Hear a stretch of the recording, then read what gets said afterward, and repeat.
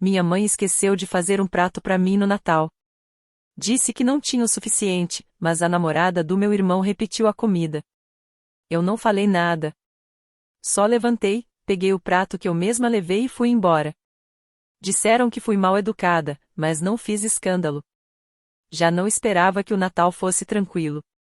Há tempo não espero normalidade da minha família, mas dessa vez conseguiram me surpreender, não com carinho nem generosidade, mas com algo mais gelado que o clima lá fora.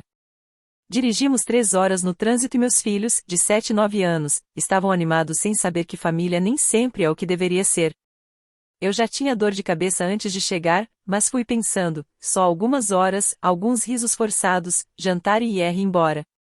Quando chegamos, ninguém saiu para nos receber. Entramos e a mesa já estava cheia, como se tivéssemos atrasado, mas chegamos na hora certa. Minha mãe só me deu um sorriso rápido e voltou pro vinho. Meu irmão Jeff estava lá com a nova namorada, Lana, que ele conhece há um mês, mas já parecia parte da família. Ela sentou ao lado da minha mãe e falava como se a casa fosse dela. Eu e meus filhos ficamos nas cadeiras lá no canto, sem decoração, sem cartão de lugar, sem nem guardanapo. A comida começou a passar. Meus filhos ganharam pratos, todos ganharam, menos eu. Fui esperando, olhando a comida acabar. Então minha mãe passou por mim e disse alto, com um sorriso de canto: "Não deu para todos, achei que você não se importaria, Kirsten." Meus filhos olharam sem entender. Eu também não entendi. Ela continuou andando e serviu mais bebida para S.I. Tentei me controlar, pensei que talvez fosse engano, mas então Lana, com seu vestido brilhante e risada falsa, levantou e repetiu a comida. Minha mãe ainda ajudou ela a pegar mais batata como se fosse normal. Foi aí que levantei. Fui até a cozinha, peguei o prato que Lana tinha deixado na mesa, e sem falar nada, andei de volta pela sala de jantar. O ambiente ficou silencioso. Minha mãe me olhou como quem diz como o USA? Jeff resmungou alguma coisa. Lana ficou confusa. Eu não liguei. Meu filho também se levantou, ainda segurando o prato pela metade. Ele nem perguntou, só me seguiu. Eu não gritei, não chorei, não bati a porta. Só coloquei meus filhos no carro e fomos embora.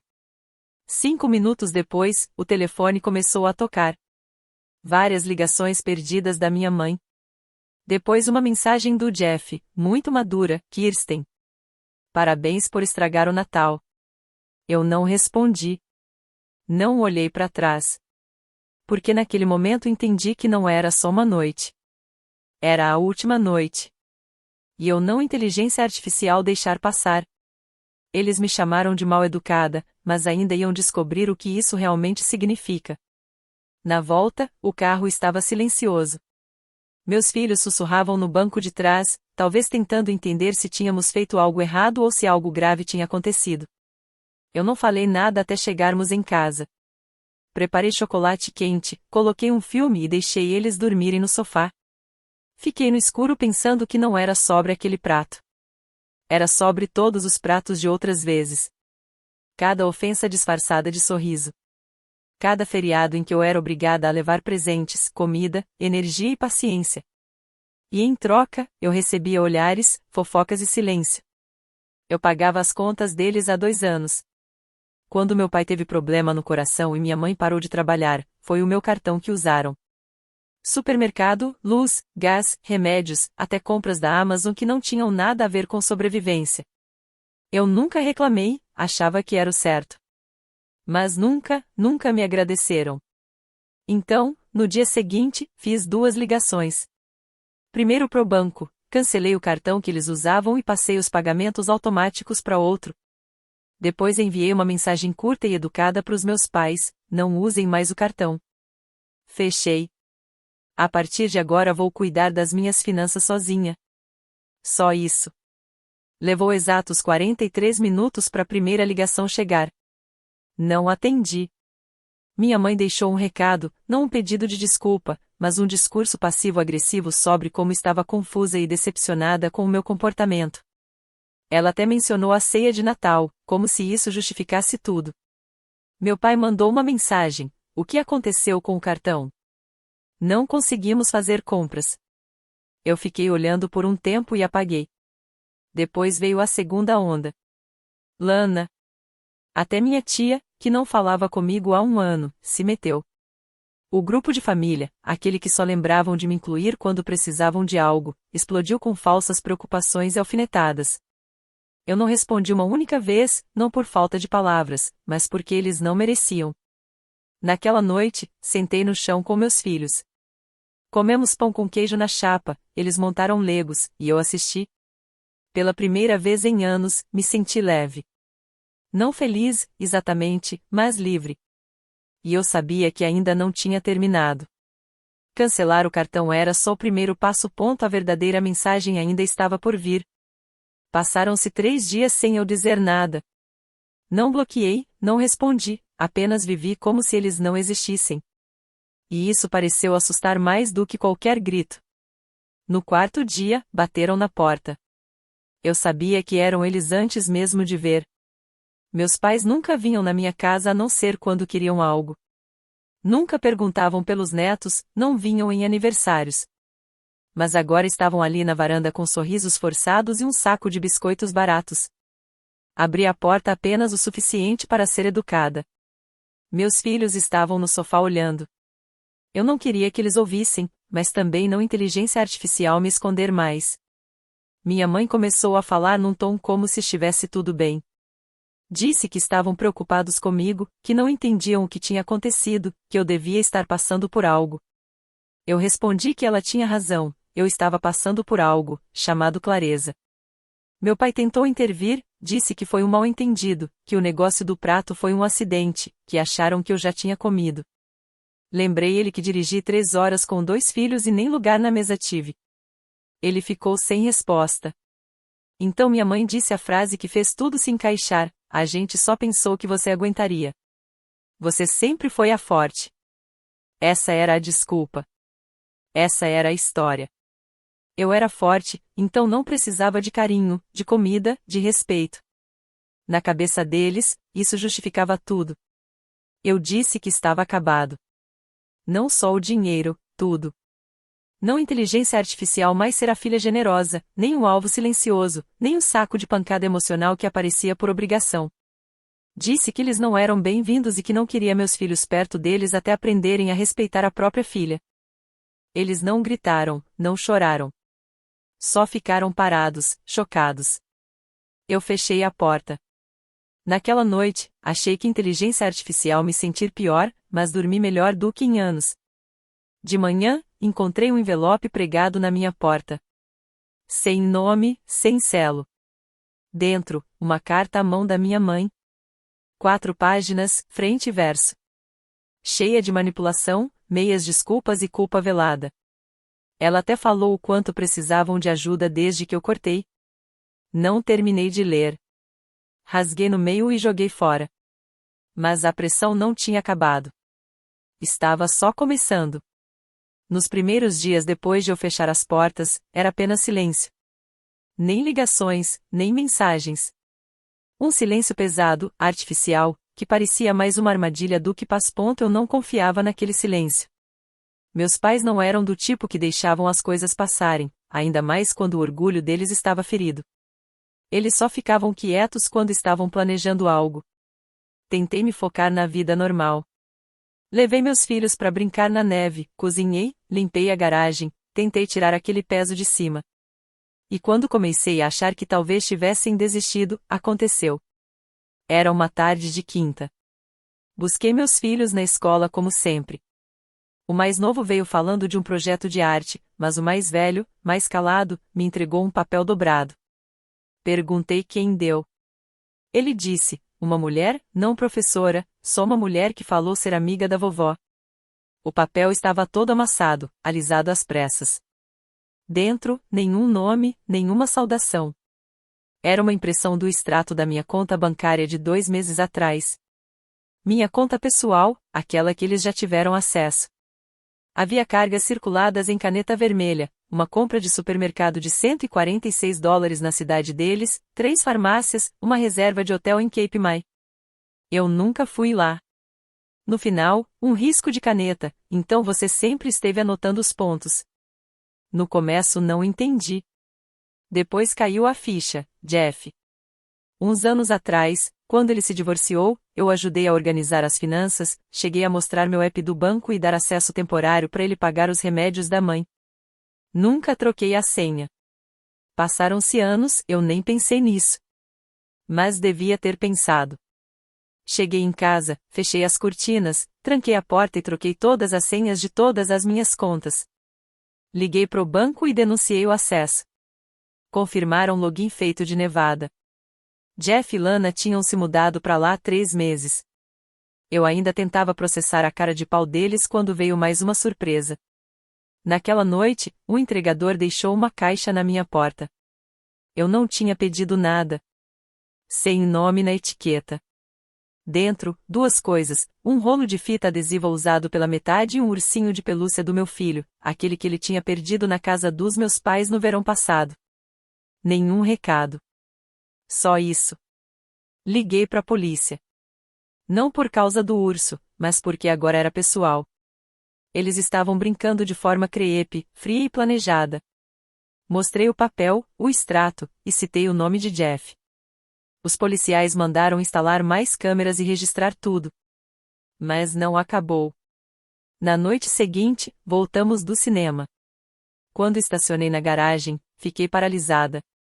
A porta estava pichada de vermelho, com a palavra ingrata. As letras eram tortas, feitas à pressa, escorrendo ponto. Levei meus filhos para dentro e olhei as filmagens de segurança.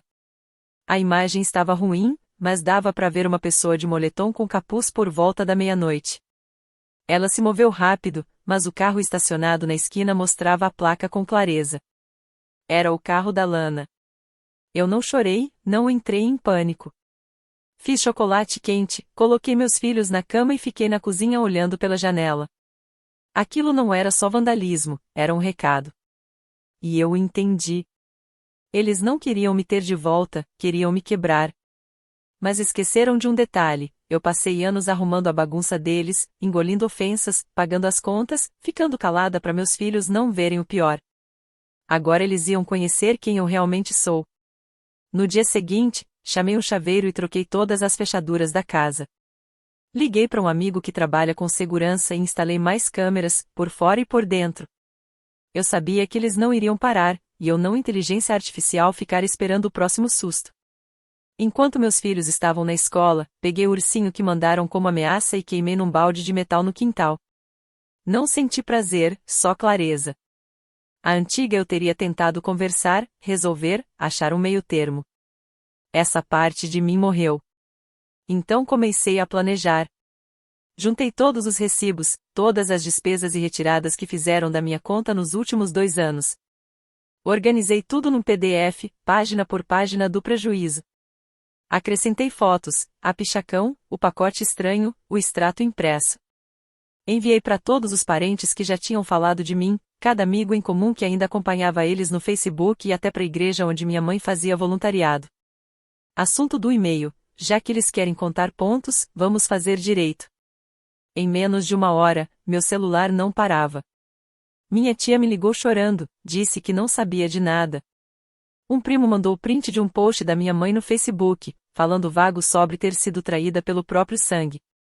Mas os comentários não foram como ela esperava. As pessoas estavam virando contra ela. A verdade tinha saído. Mas eu ainda não tinha terminado.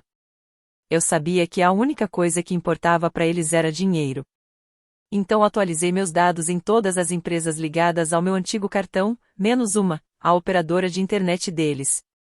De propósito deixei de fora. 2 dias depois, recebi a ligação: Kirsten, não conseguimos entrar na nossa conta, precisamos da sua ajuda. Eu não atendi. Encaminhei o recado pro meu advogado. Então liguei para o dono do duplex deles. Eu conhecia o administrador do imóvel. Falei calma que meus pais estavam me usando como garantidor financeiro sem minha permissão e que qualquer pagamento automático no meu cartão acabou. Ele disse que entendia e que inteligência artificial falar com eles.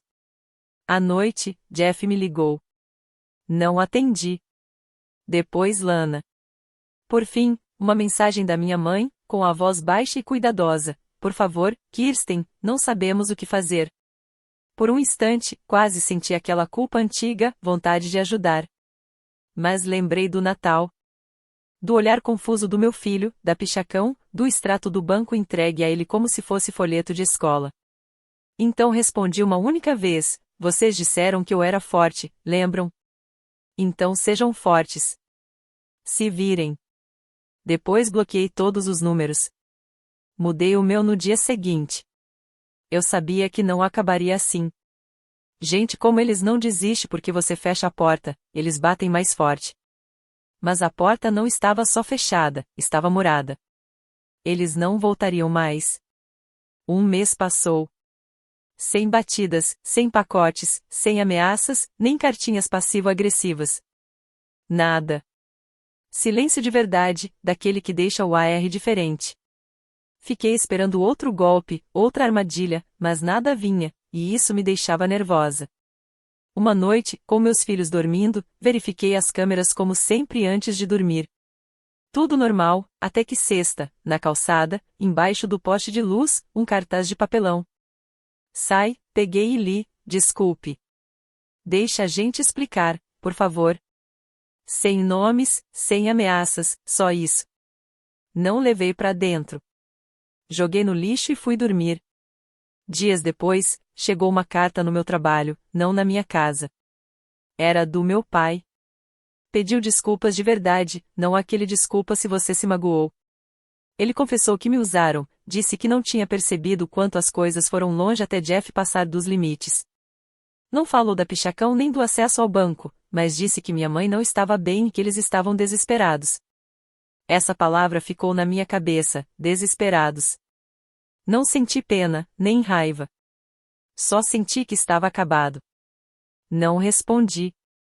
Mas outra coisa me incomodava: aquela despesa de hotel de meses atrás, em Cape May. Eu nunca tinha olhado direito, só supus que era mais uma compra errada no meu cartão. Mas agora peguei o recibo de novo, liguei pro hotel e pedi a nota. Não era para meus pais. Era para o Jeff. 2 noites, Beachview. Hóspede, Al Owens, Lana. Eles usaram meu cartão para um final de semana romântico. E foi no mesmo fim de semana que levei meus filhos ao pronto-socorro por causa da gripe. Enquanto eu passava a noite acordada com febre e bacias de vômito, eles bebiam coquetéis na varanda. E eu paguei. Esse foi o limite. Imprimi tudo de novo. Dessa vez enviei pelo correio, não para a família, mas para pessoas certas: o novo emprego do Jeff, o senhorio, os sogros dele, os pais da Lana. E fiz uma última parada, entrei no escritório de um advogado local com toda a pasta. Falei que não queria mais vingança, só proteção para eles nunca mais mexerem nas minhas finanças. Redigimos uma carta formal, um cease and desist, uma para o Jeff e outra para meus pais. Assinei com meu nome completo. Sem desculpas, sem explicações. Quando cheguei em casa naquela noite, meus filhos me esperavam. Não falei muito, só abracei os dois um pouco mais longo. O mais novo perguntou se os avós iam voltar. Respondi que não. E pela primeira vez ele sorriu. Não por ódio, mas por saber que eu finalmente tinha parado de deixar eles me ferirem. Às vezes, a parte mais difícil de se libertar não é a fuga, é perceber que podia ter saído antes. Mas agora que saí, não olharia para trás. Atualização: 2 meses se passaram. O inverno virou uma primavera molhada e lenta. Achei que o silêncio traria paz. Não trouxe. Trouxe espaço. E espaço faz a memória ganhar pernas. Os meninos estavam ótimos, eu estava melhor que há anos, mas no fundo eu esperava o próximo golpe. Esse é o problema do trauma: você nunca acha que acabou. Então recebi uma carta, de verdade, com selo de uma pequena cidade no Oregon. Sem remetente. Dentro, uma foto: meus pais num porão de igreja, atrás de uma mesa dobrável com uma placa pintada à mão: doações da comunidade bem-vindas. Eles pareciam cansados, não pobres, não sem teto, mas diferentes. Talvez humildes. O cabelo da minha mãe estava mais curto, mais grisalho. Meu pai com um gesso na mão. Nenhuma mensagem, só a foto, parecia específico demais para ser aleatório. O selo batia com um abrigo pequeno que tinha página no Facebook. Procurei. Havia um post de 2 semanas antes, chamando voluntários. Na foto, nomes marcados que eu não conhecia, mas um comentário me chamou a atenção: eles têm ajudado todo final de semana. Não sei de onde vieram, mas ficam na deles. Fiquei olhando aquilo por muito tempo. Nunca respondi a carta, nunca tentei contatar o abrigo, mas aquilo ficou na minha cabeça, porque se eles tinham enviado aquela foto e eu tinha certeza que foram eles, significava que algo tinha mudado ou estava tentando mudar. Depois aconteceu algo mais estranho. Uma tarde, depois do trabalho, encontrei um envelope colado no meu para-brisa, branco e simples. Dentro, um cheque assinado com a letra do meu pai. Sem bilhete, sem ameaças, só um cheque, um gesto, uma tentativa de reverter algo. Não depositei, mas também não rasguei. Guardei na gaveta junto com a foto, não como lembrança, mas como prova. O passado sempre volta quando a gente menos espera. Não sei o que eles estão fazendo no Oregon ou porque estão tentando mostrar um lado deles que eu nunca conheci. Mas algo me diz que isso não é o fim. É uma pausa. E da próxima vez que eles tentarem se aproximar, se tentarem, não vou ser eu quem vai ficar sem palavras.